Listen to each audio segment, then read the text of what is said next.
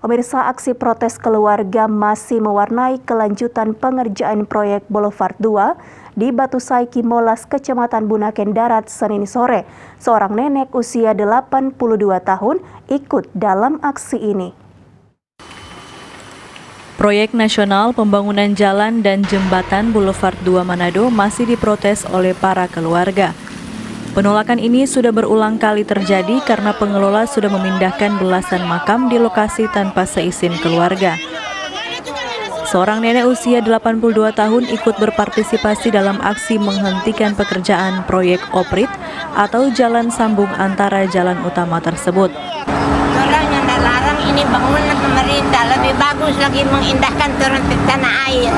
Tapi orang tuntut selesaikan dulu turun Datu Moyang ke tempat.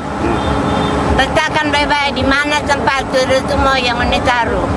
Dan orang letakkan di tempat yang layak bagi orang-orang tua Datu Moyang. Karena ini orang bertanggung jawab di akhirat.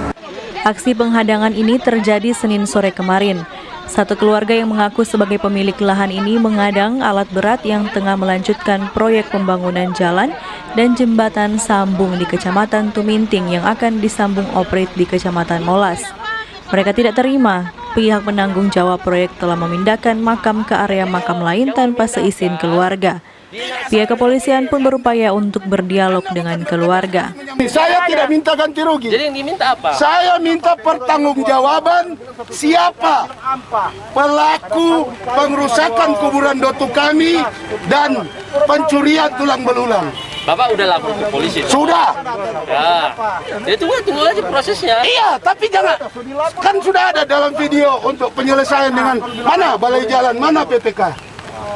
Ya, silakan tunggu aja Bapak. Iya. Meski diwarnai protes, alat berat terus bekerja dengan pengawalan ketat aparat kepolisian dari Samapta Polresta Manado, Pol PP Kota Manado dan petugas proyek.